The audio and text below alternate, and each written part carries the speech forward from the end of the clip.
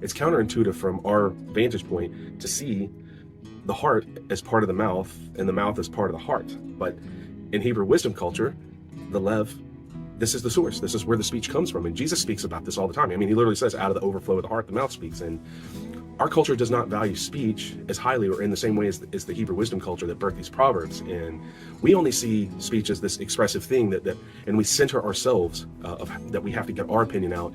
And we don't recognize how much danger there is in speech. And that this culture, it treats speech as this loaded gun. And it's something that has to be handled with extreme care and extreme caution.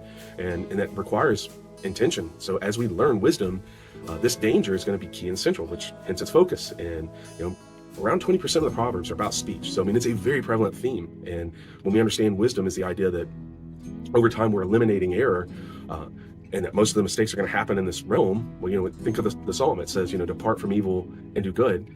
Well, the sequence matters. That you're not going to be able to do good until you make the decision up front, stop doing evil first. And then you can add the good later. But it's not going to do any good if you're doing good and evil at the same time.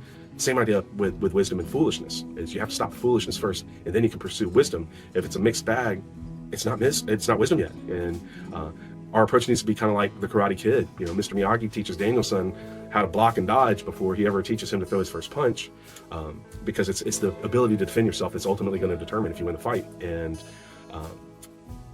this learning the external expression is going to be second in the sequence, because immature speech, this is what's going to cause the harm. And so let's look at the mouth itself as a symbolic unit. We compare it to a work site, and each of the buildings of the campus represent an area where the speech is either going to be crafted or distributed. And the first building in this campus is the heart. This is the warehouse. This is where the materials are stored.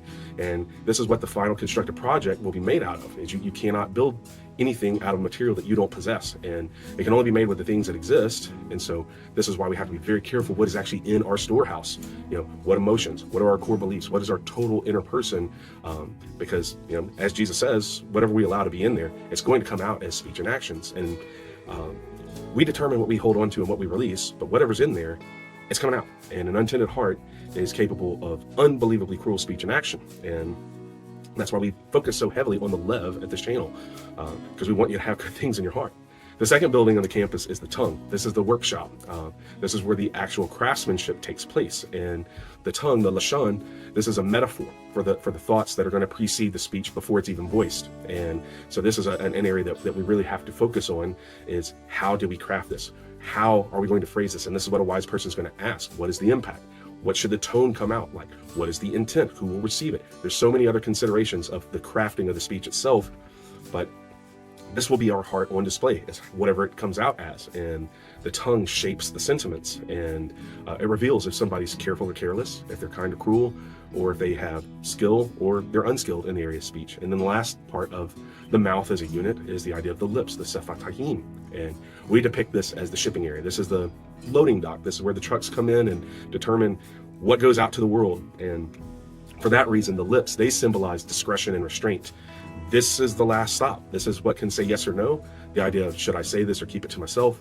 The lips is the thought process that considers the timing, the place, the appropriateness, but more than anything, the consequences. And like I said, it's the last line of defense. Even a person who has a corrupted heart or has an unskilled tongue, they can still prevent bad speech from going out just by simply putting out a red light. Nope, not going to say it, not going to do it. And ultimately, the lips may be the most important of the three, because they determine if the thought is given life or not. And when we look at this idea of the mouth, that it's these three components, the heart, the tongue, and the lips, all the other sensory organs that are used in the Proverbs, the eyes, the nose, the ears, everything, that brings the outside world in. But the only one that brings our inside world out to the exterior world is the mouth.